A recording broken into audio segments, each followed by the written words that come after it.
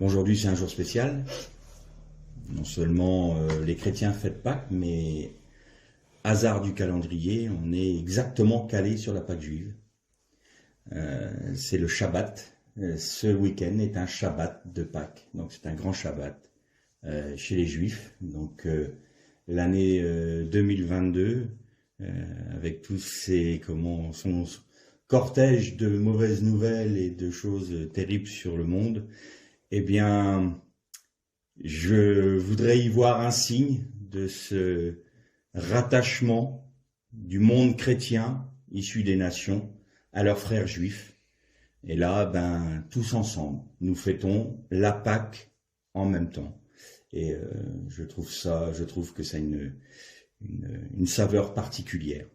Donc à Pâques, évidemment, on parle du Messie, on parle de l'œuvre de la croix. C'est la raison pour laquelle je vais vous parler de Joseph. Joseph, le fils de Jacob.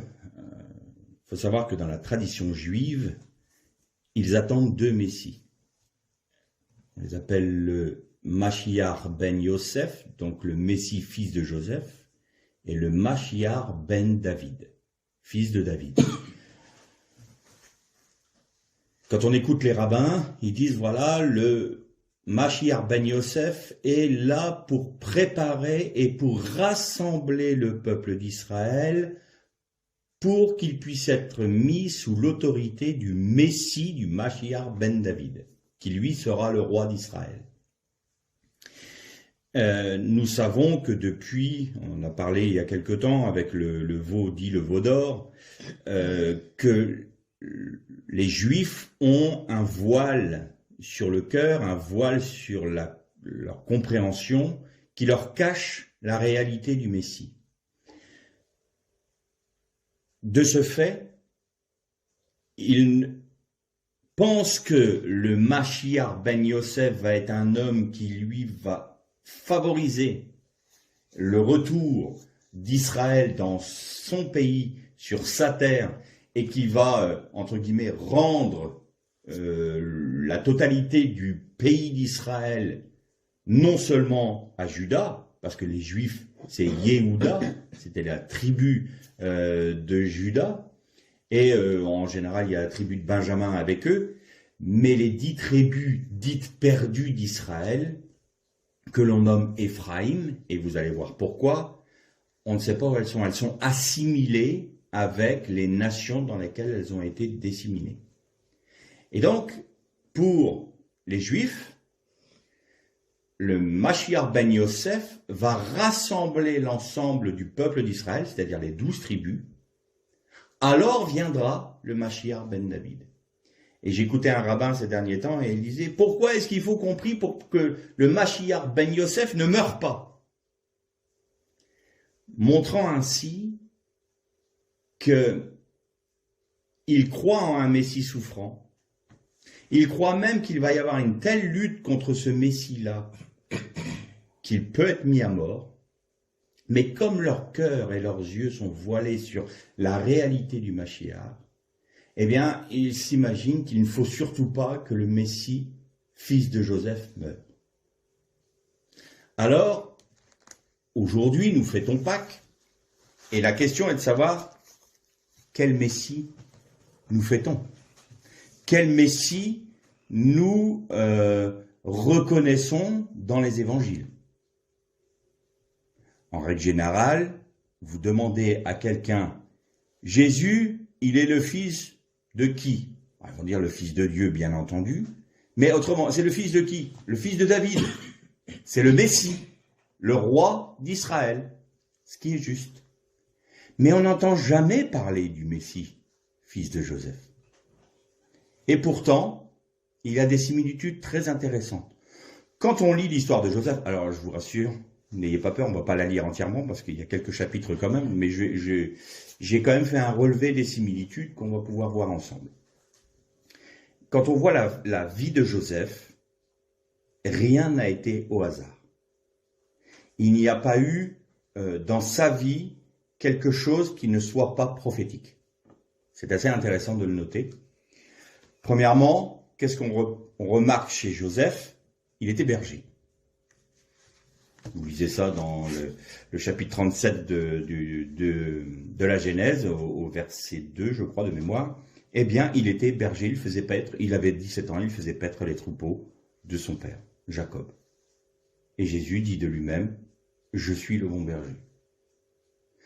Il était aimé de son père, Joseph. Jacob préférait Joseph à tous ses frères parce qu'il était le seul fils qu'il avait eu avec Rachel.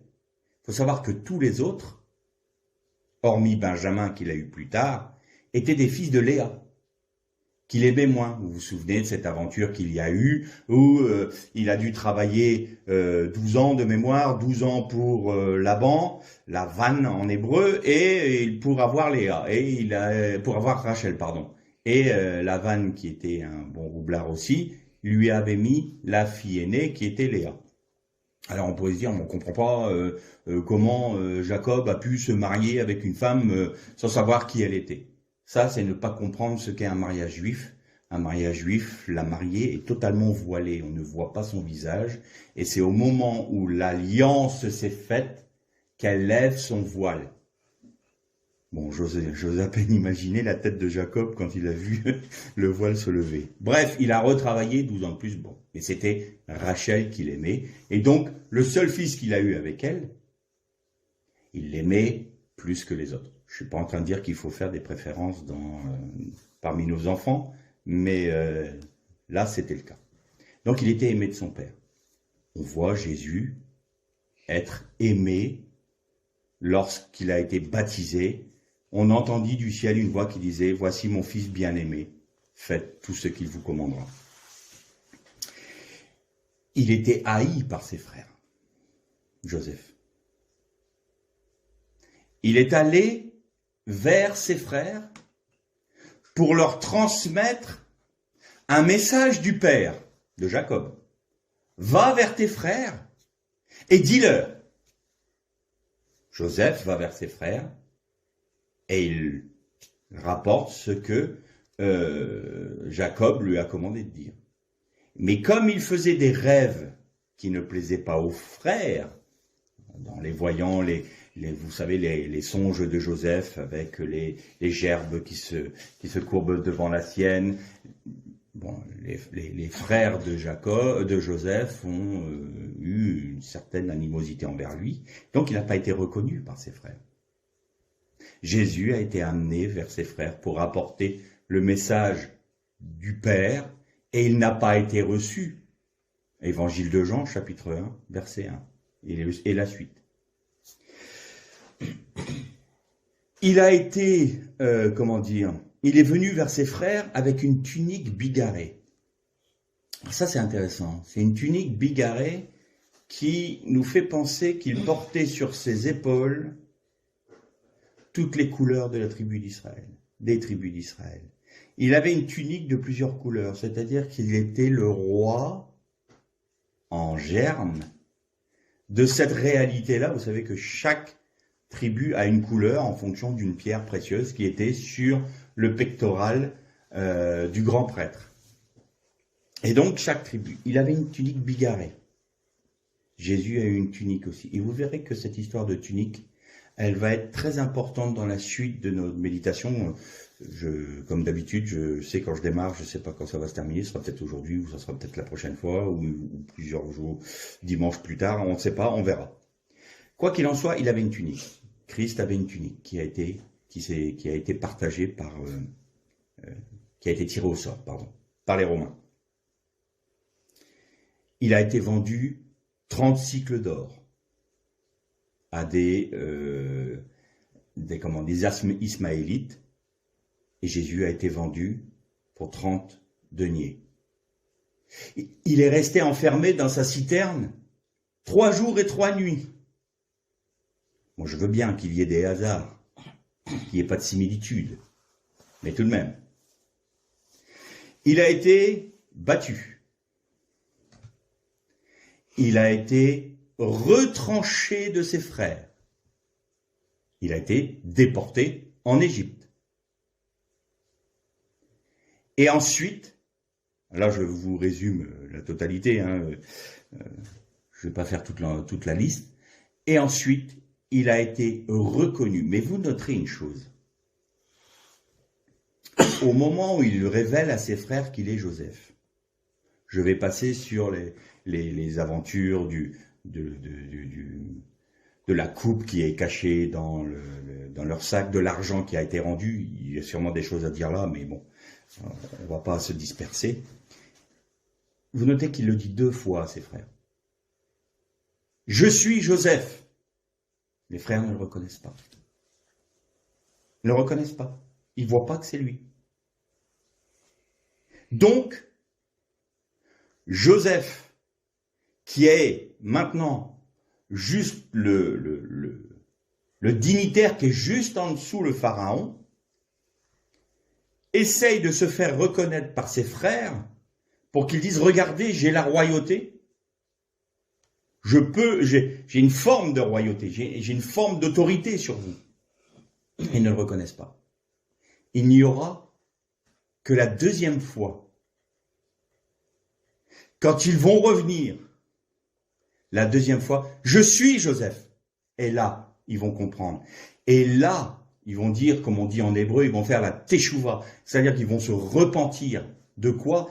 Mais il va se venger de ce qu'on a fait, de ce qu'on lui a fait. Ça, vous n'avez pas un écho là du prophète de mémoire, il me semble que c'est Ésaïe ou Jérémie, qui dit « Et ils pleureront sur lui comme sur un premier-né, ils tourneront les regards vers celui qu'ils ont percé. »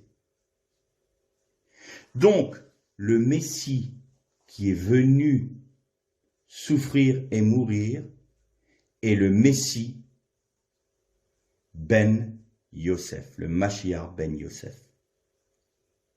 Et vous savez que Jésus a dit à la Samaritaine que le salut venait des Juifs, donc de Yehuda. On est d'accord? Le salut vient des Juifs.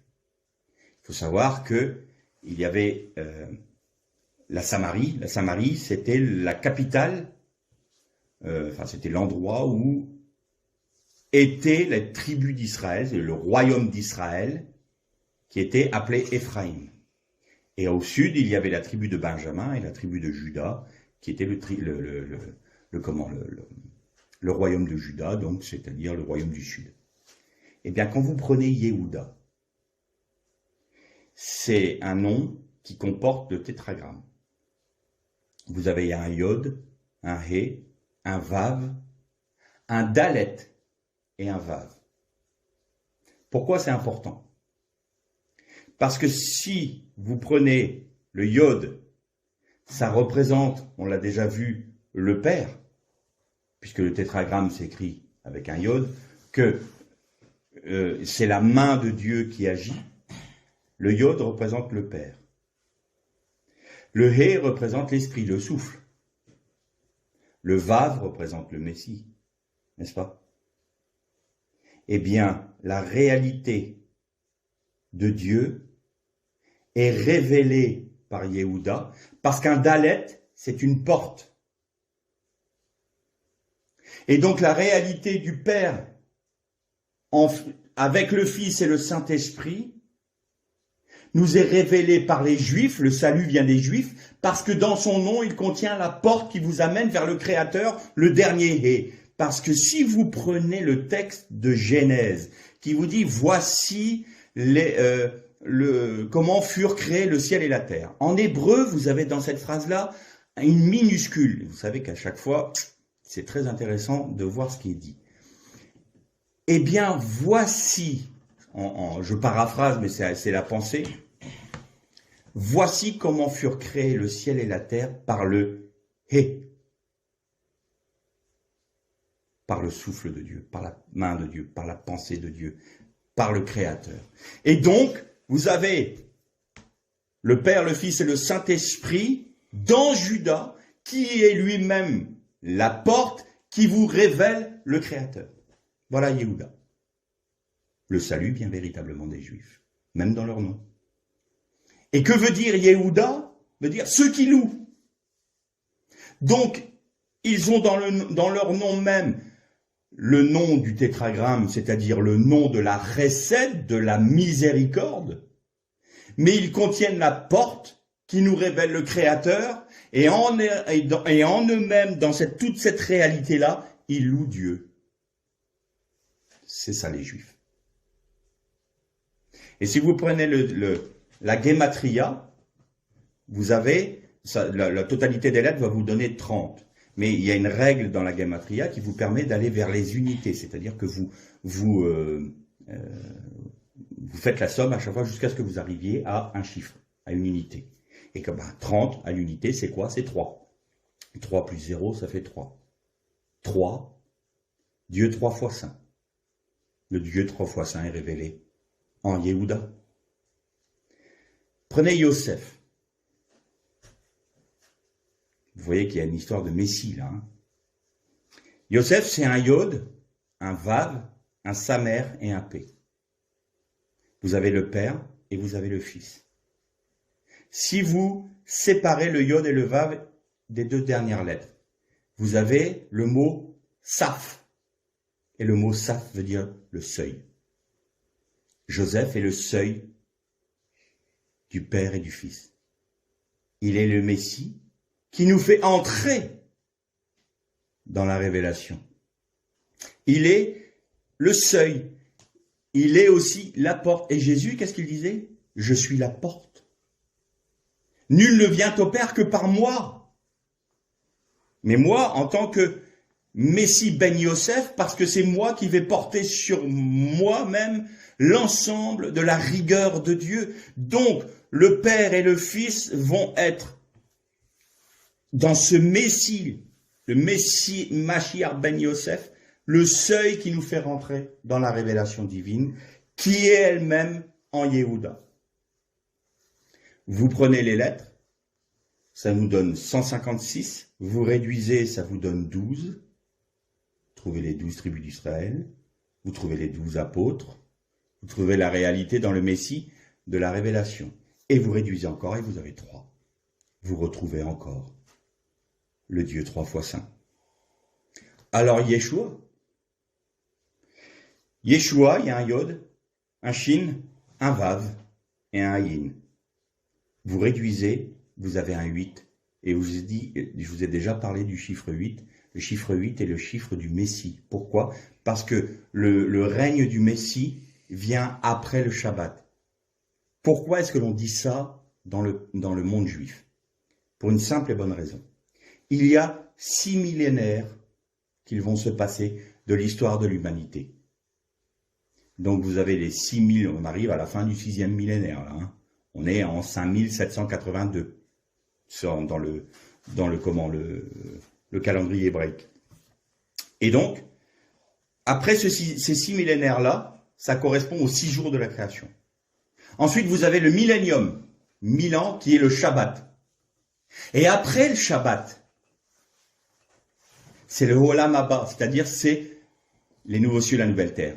Et donc, après le 7e millénaire, le 8e millénaire est le millénaire du Mashiach, du Messie, parce que c'est les nouveaux cieux, la nouvelle terre, c'est le nouveau monde où tout est parfait sous l'autorité de Dieu à travers son Messie. Voilà pourquoi le 8 est le chiffre du Messie. Et vous prenez le tétragramme vous donne 26, et si vous réduisez, vous avez 8. Donc le Mashiach est bien le tétragramme. Jésus est bien le Chesed, la compassion. Une fois qu'on a vu cela, qu'est-ce qu'a fait concrètement le Mashiach Ben Yosef? Le Mashiach Ben Yosef s'est marié avec une femme qui était une femme de la tribu d'Israël, de la maison de son père, bien qu'étant en Égypte. Il s'est marié avec une femme qui était du pays de Canaan, c'est-à-dire qui n'était pas une Égyptienne. Et Yehuda, il s'est marié avec une étrangère. David et Salomon ont pris des étrangères. Et les rabbins disent, c'est quand même le Messie, ils voient dans les deux Messies une dualité. Pourquoi? Parce que je répète encore une fois, ils ont un voile sur leur cœur. Et ils n'ont pas vu la complémentarité des deux Messies. Le Mashiach ben Yosef n'a été envoyé que vers Israël. Une seule épouse. Jésus n'est jamais sorti d'Israël.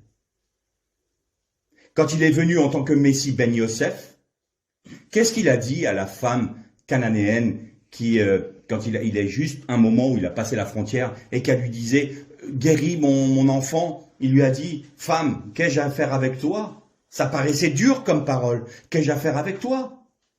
Je suis venu seulement vers la maison d'Israël. » Vers l'épouse. Sachez une chose, et là il faut que les chrétiens comprennent une chose très importante. L'épouse du Messie, c'est pas l'Église. L'épouse du Messie, c'est Israël.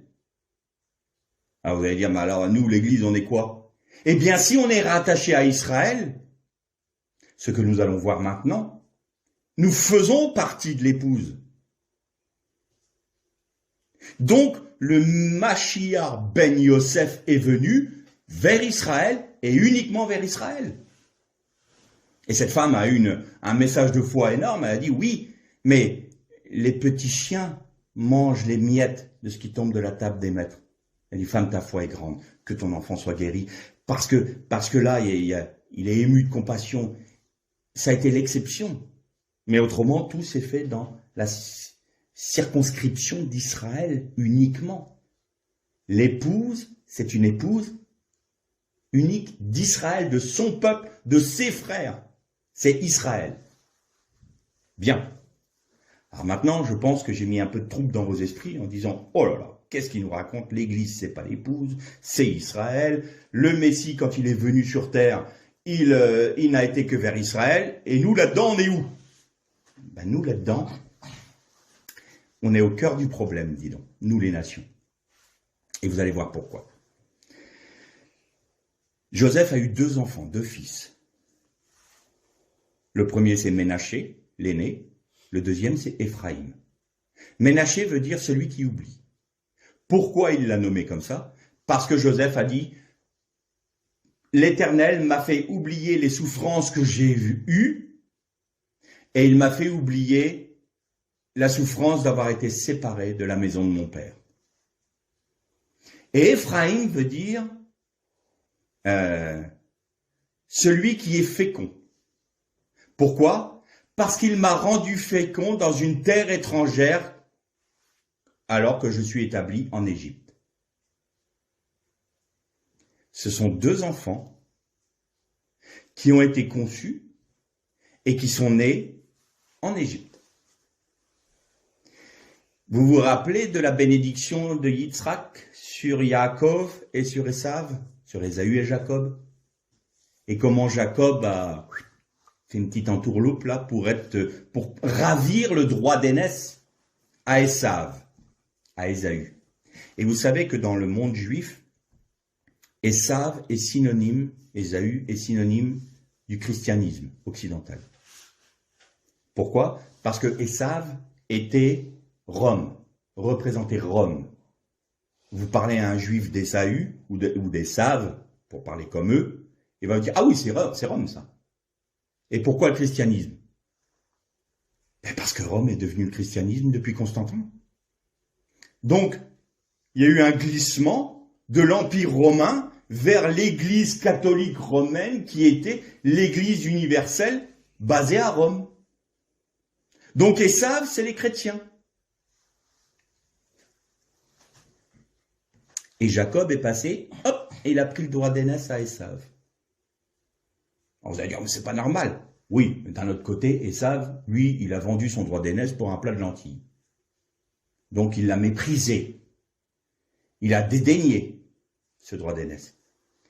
Et à la fin de sa vie, Jacob, va bénir tous ses enfants. Je vous pose une question. Dans les tribus d'Israël, où se trouve la tribu de Joseph? Il n'y en a pas. Il n'y a pas de tribu qui s'appelle Joseph. On est d'accord?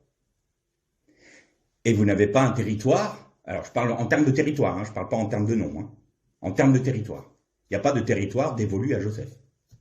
Il n'y a pas de territoire dévolu à Lévi, et pour cause, puisque Lévi ne pouvait pas avoir un héritage terrestre, parce que, étant un peuple de prêtres, leur seul héritage, c'est Dieu. Donc, ils avaient des villes lévitiques, ils avaient des partages dans chaque tribu d'Israël, parce que chaque tribu d'Israël devait avoir des Lévites en son sein, parce que c'était eux qui étaient prêtres de l'Éternel. Donc, il manque 2 parts. Joseph, Lévi. Et puis, je vous le cache pas, vous avez 2 tribus qui s'appellent Ephraïm et Ménaché, non? Pourquoi? Eh bien, relisez dans le texte. Alors, c'est à la fin, on va le lire ensemble si vous voulez. Genèse, je pense que c'était au chapitre 48.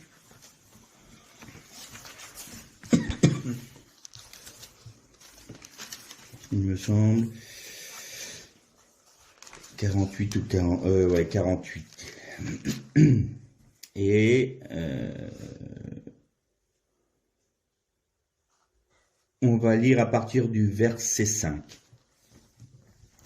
Maintenant, les 2 fils qui te sont nés au pays d'Égypte avant mon arrivée vers toi en Égypte seront à moi. Éphraïm et Ménaché seront à moi, comme Reuven et Shiméon. C'étaient les 2 fils aînés de Jacob, Ruben et Siméon. Mais les enfants que tu as engendrés après eux seront à toi. Ils seront désignés sous le nom de leurs frères dans leur héritage.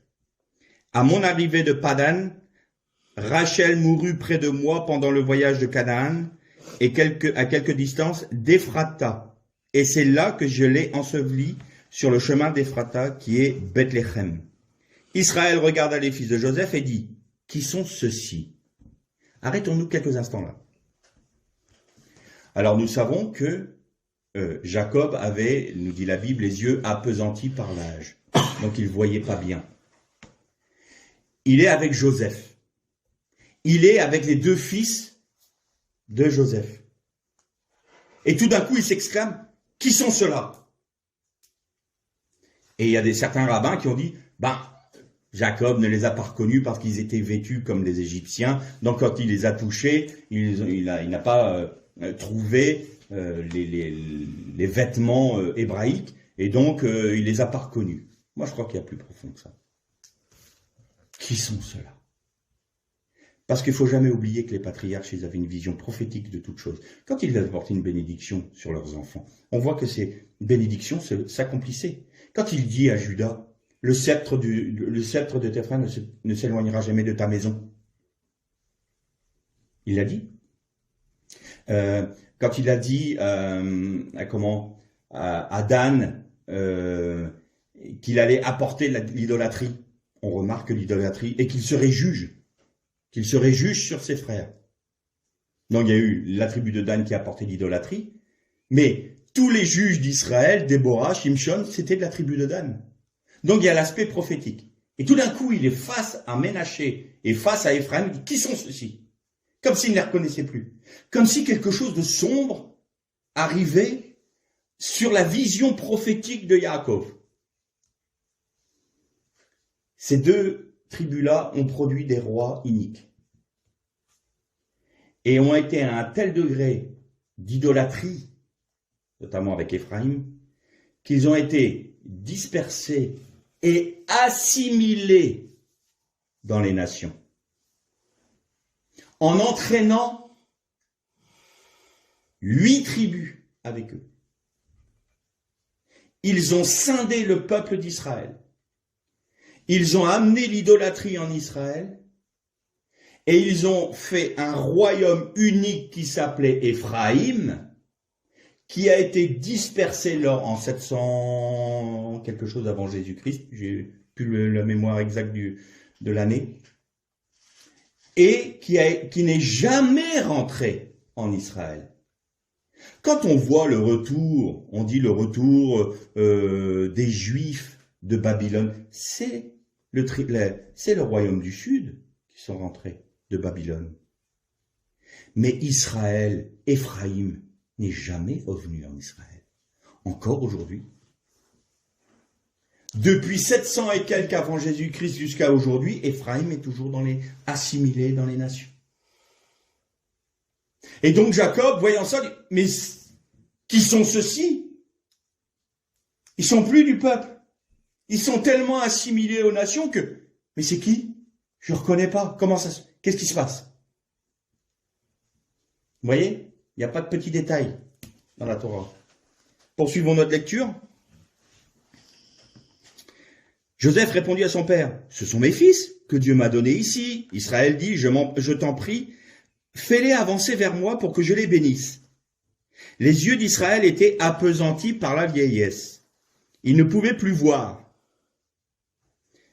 Joseph les fit approcher de lui, et Israël leur donna un baiser et les embrassa. Israël dit à Joseph, « Je ne pensais pas revoir ton visage, et voici que Dieu me fait voir même ta descendance. » Joseph les retira des genoux de son père et se prosternèrent face contre terre. Puis Joseph les prit tous deux, Éphraïm par la main droite à la gauche d'Israël, et Ménaché par la main gauche à la droite d'Israël, et il les fit approcher de lui.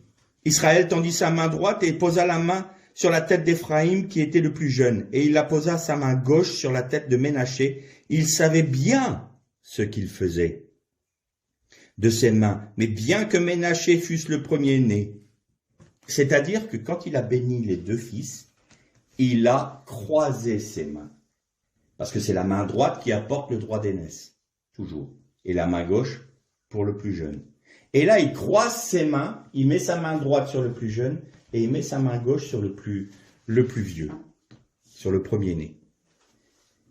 Et il bénit Joseph et dit que le Dieu en présence de qui a marché mes pères Abraham et Isaac, que le Dieu qui est mon berger depuis que j'existe jusqu'à ce jour, que l'ange qui m'a racheté de tout mal bénisse ces garçons, qu'on les appelle de mon nom et du nom de mes pères Abraham et Isaac, qu'ils prolifèrent beaucoup au milieu du pays. Joseph vit que son père posait sa main droite sur la tête d'Éphraïm, et cela lui déplut. Il saisit la main de son père pour l'écarter de la tête d'Éphraïm et la diriger vers celle de Manassé. Joseph dit à son père, « Pas ainsi, mon père, car celui-ci, le premier-né, pose ta main droite sur sa tête. » Son père refusa et dit, « Je le sais, mon fils, je le sais. Lui aussi deviendra un peuple, lui aussi sera grand, mais son frère cadet sera plus grand que lui, et sa descendance remplira toute les nations. » Il les bénit ce jour-là et dit, c'est par toi qu'Israël bénira, qu'Israël bénira en disant, que Dieu te rende comme Éphraïm et comme Ménaché. C'est ainsi qu'il mit Éphraïm avant Ménaché. Israël dit à Joseph, voici que je vais mourir, mais Dieu sera avec vous et vous fera revenir dans le pays de vos ancêtres. Je te donne une part de plus qu'à tes frères, celle que j'ai prise de la main des Amoréens, avec mon épée et mon arc. Jacob a rétabli le droit d'aînesse qu'il avait lui-même usurpé à son frère. Et quand vous regardez la tribu de Ménaché, alors les deux demi-tribus de Ménaché, vous voyez que c'est un territoire énorme. Ça prend tout le centre d'Israël. Et donc, pas en deçà du Jourdain et au-delà du Jourdain. Ménaché est la plus grande tribu d'Israël. Le plus grand territoire parmi son peuple. Mais Éphraïm, c'est un tout petit morceau qui est juste en dessous de Ménaché et au-dessus de Juda. Tout petit morceau. Bien. Et Jacob dit une chose très importante, et vous voyez que ça dure encore aujourd'hui, où même les Juifs ne comprennent pas pourquoi.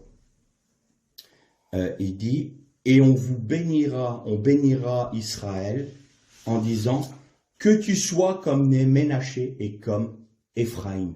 Et vous savez qu'à chaque Shabbat, les pères bénissent leurs enfants en disant, sois comme Ménaché et comme Éphraïm. Et avant chaque Yom Kippour, il y a une bénédiction sur les fils en disant « Sois comme Ménaché et comme Éphraïm ». Étonnant, n'est-ce pas? Quand on sait que Ménaché, Éphraïm et toutes les tribus d'Israël ont été idolâtres. Impressionnant. Dan a apporté l'idolâtrie dans le peuple. D'ailleurs, c'est ce que je vous disais quand on parlait du veau d'or. La tribu de Dan avait un morceau de territoire tout au nord d'Israël. Pourquoi? Parce qu'ils n'étaient pas satisfaits, ils n'avaient pas suffisamment de place dans le territoire qui leur était dévolu, et ils ont fait un énorme péché, c'est-à-dire qu'ils sont allés vers un peuple qui était paisible et qui était séparé de tous. Ils vivaient en autarcie. Et ils étaient en paix. Ils n'avaient pas d'armes et tout, ils ne voulaient pas de la guerre. Et eux sont venus dessus et ils les ont massacrés pour prendre leur territoire. Et ça leur a été compté comme un jugement. Et quand vous prenez dans l'Apocalypse, les 12 000 de la tribu 2, 12 000 de la tribu 2, 12 000 de la tribu 2, vous n'avez pas Dan dedans. Dan n'est pas dans les 144 000. C'est étonnant, n'est-ce pas? Ça ne veut pas dire qu'ils sont retranchés du peuple, mais leur nom a été effacé à ce moment-là. Mais on le retrouve dans Ézéchiel, parce que Dieu est juste. Mais ils ont commis une chose effroyable à ce moment-là. Et à Dan, ils ont mis un veau d'or. Et à Bethel, ils ont mis un veau d'or. C'est-à-dire que, il disait ainsi, tout le royaume d'Éphraïm, le tribu du Nord, le royaume du Nord, est sous l'autorité de quoi? Du veau d'or. De ce qui a été fait dans le désert. L'idolâtrie. Éphraïm est celui qui est dispersé dans les nations. Et pour les Juifs messianiques, Éphraïm, c'est l'Église des païens. C'est les nations qui se rattachent à Israël.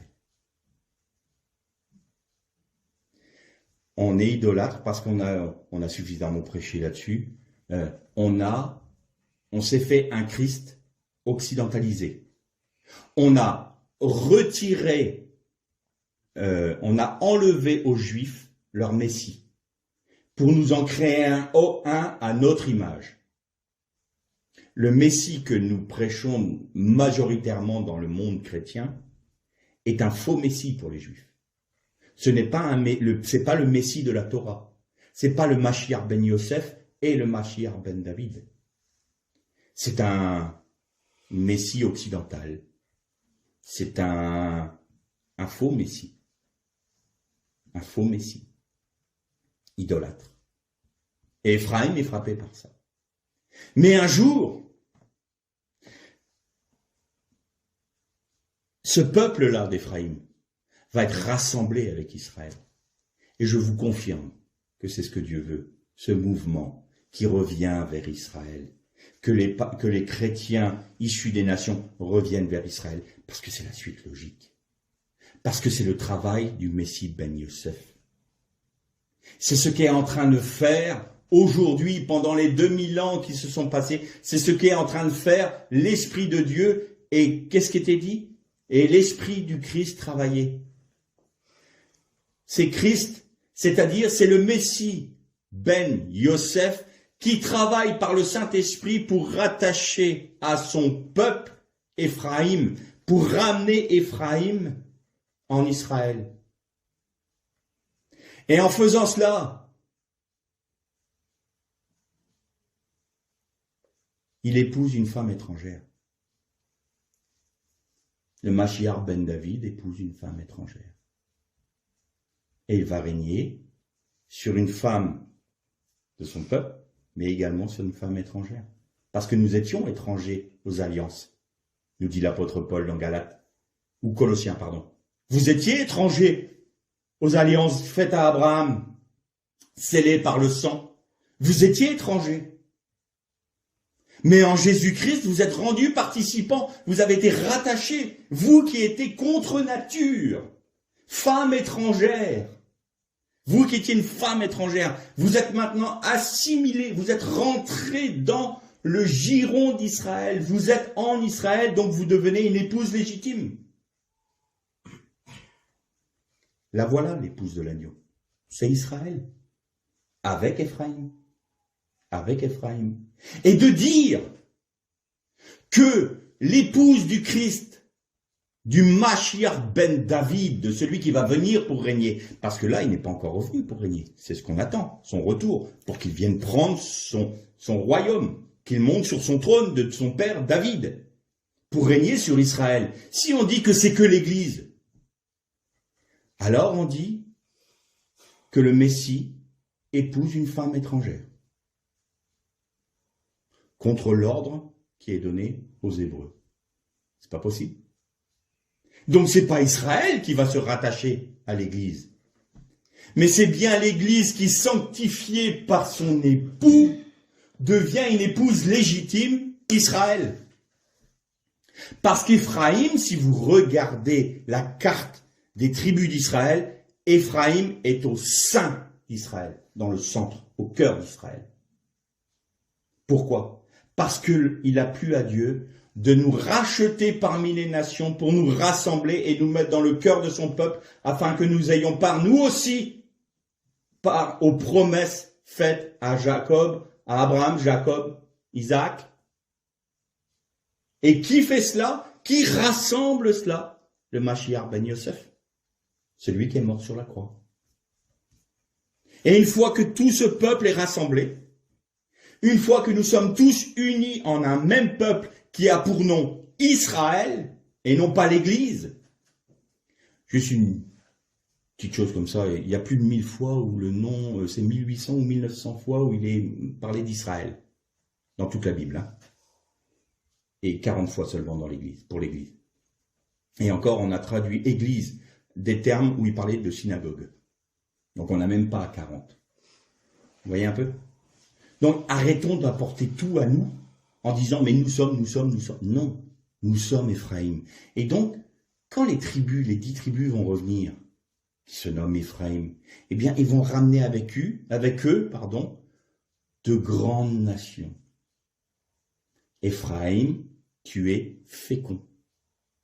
Éphraïm, celui qui est fécond. Pourquoi? Parce que celui qui se multiplie dans les nations, qui ramasse dans les nations des hommes et des femmes, qui vont s'unir en Israël pour devenir l'épouse du Christ, du Mashiach ben David, qui revient pour régner. Voilà le Messie que nous avons connu, l'œuvre que le Messie ben Yosef est en train de faire, et celui que nous attendons pour qu'il règne sur nous.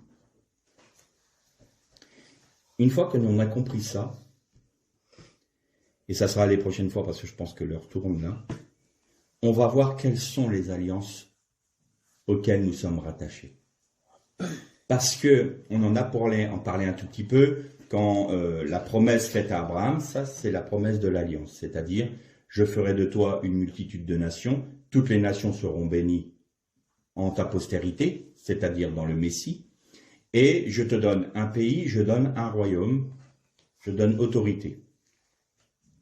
Et il y a eu ce pacte, cette alliance faite avec Abraham, notamment avec les animaux coupés en deux, et où le feu de Dieu, la manifestation de Dieu dans la colonne de feu est passée entre les deux. Et je vous avais dit que c'était d'ores et déjà dans le premier mot de la Torah, dans Bereshit. Hein, vous vous souvenez de ça? Les 2 premières lettres de Bereshit et les 2 dernières lettres forment le mot Brit, qui veut dire alliance, et au milieu il reste le terme Esh, qui veut dire feu. Donc cette notion de l'alliance d'Abraham était déjà dans le premier mot de la Torah. Alors je profite pour réfuter une chose énorme, c'est de dire que la Torah est fausse parce que les Hébreux ne peuvent pas commencer un texte sacré sans commencer par la première lettre de l'alphabet hébraïque, qui est le Aleph, parce que c'est Dieu. Or, c'est méconnaître une chose importante, c'est parce que avant la création, Dieu était. Donc, il ne pouvait pas commencer avec la création. Dieu était antérieur à la création. C'est la raison pour laquelle, notamment, Bereshit commence par la 2e lettre de l'alphabet, qui est un bet. Et je vous avais dit que bet est une lettre ouverte vers le texte qui nous dit, maintenant, on commence l'histoire de l'humanité. Voilà, c'est pour la petite anecdote. Parce que là, j'ai vu et j'ai entendu beaucoup de messages disant oui, mais le judaïsme tel qu'on l'annonce ou tout le christianisme avec le texte de la Bible est faux parce qu'il commence par la lettre bête. Donc on trouve de tout. Hein. Je profite pour dire ça. Avant la création était Dieu. Donc Aleph était avant la création. Donc la création ne pouvait pas commencer par Aleph. C'était pas possible. Ça voulait dire que Dieu était créé en même temps que la création. Ce qui est un non-sens. Bon, c'était pour la petite histoire. Et donc on va parler des alliances. Cette alliance-là. Et on va voir comment le peuple d'Israël a rompu cette alliance-là. Quelles en a été les conséquences. Et et on va voir l'origine, ou du moins une des origines, de cette grande controverse qu'il y a entre les juifs et les chrétiens, qui est la loi et la grâce, et la foi. Alors là, tempête dans un crâne pour tout le monde. Oui, mais il faut respecter les 613 mitzvot, il faut être comme ci, il faut être comme ça. Oui, mais on n'est plus sous la loi, on est sous la grâce. Et puis, personne n'a réellement compris ce que c'était. Moi, j'ai jamais entendu d'enseignement là-dessus. Il y en a sûrement, mais moi, personnellement, j'en ai jamais entendu. Alors, on va aborder ce sujet-là et on va décortiquer un peu tout ça pour que ça soit bien clair dans notre esprit, de manière à savoir sur quel modèle nous sommes aujourd'hui. Pour vous mettre un peu l'eau à la bouche, comme mon accoutumé, il y avait l'ordre de Melchisédek en Abraham. Ensuite, on a eu le sacerdoce d'Aaron.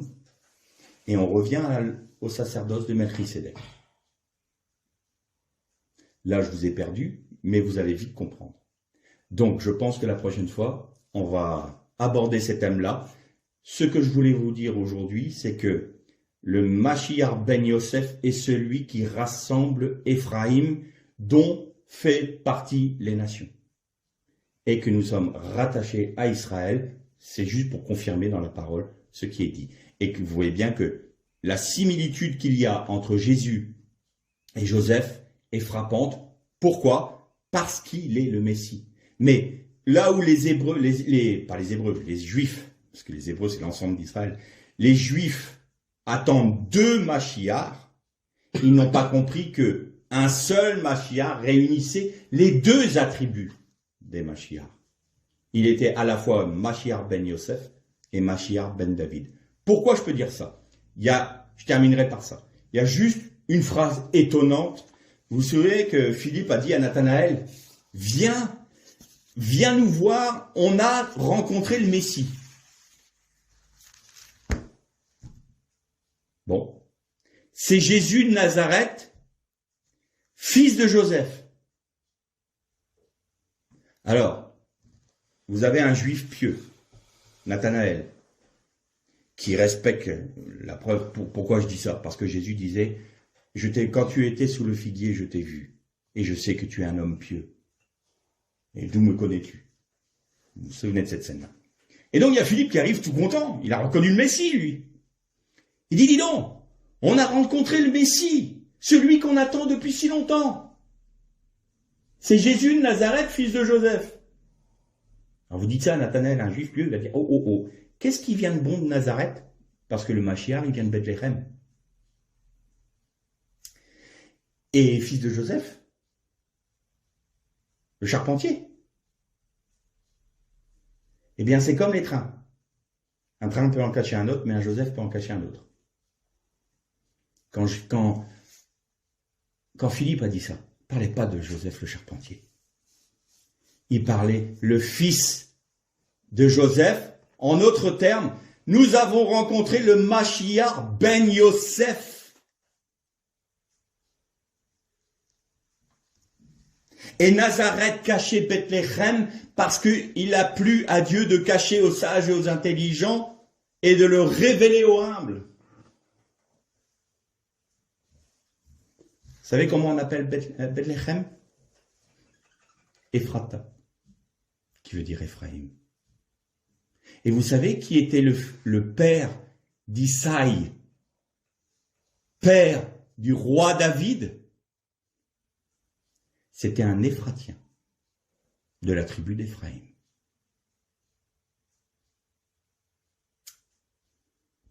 Tout est lié, il n'y a pas de hasard. Ephrata, c'est Bethléem. Mashiach ben Yosef, Mashiach ben David, qui a pour origine le seuil, qui était un Éphratien, le grand-père du roi David. Les deux messies sont rassemblés. Ben Yosef, Ben David. Voilà ce que nous adorons aujourd'hui tout particulièrement. Nous avons été rachetés, nous avons été rassemblés, nous sommes rassemblés, rattachés à Israël pour être au bénéfice des promesses faites à Abraham que nous allons étudier plus tard, la prochaine fois. Mais voilà notre espérance. Voilà ce que nous proclamons aujourd'hui tout particulièrement, non seulement nous les chrétiens, mais les juifs du monde entier. Il est ressuscité. Que le Seigneur vous bénisse.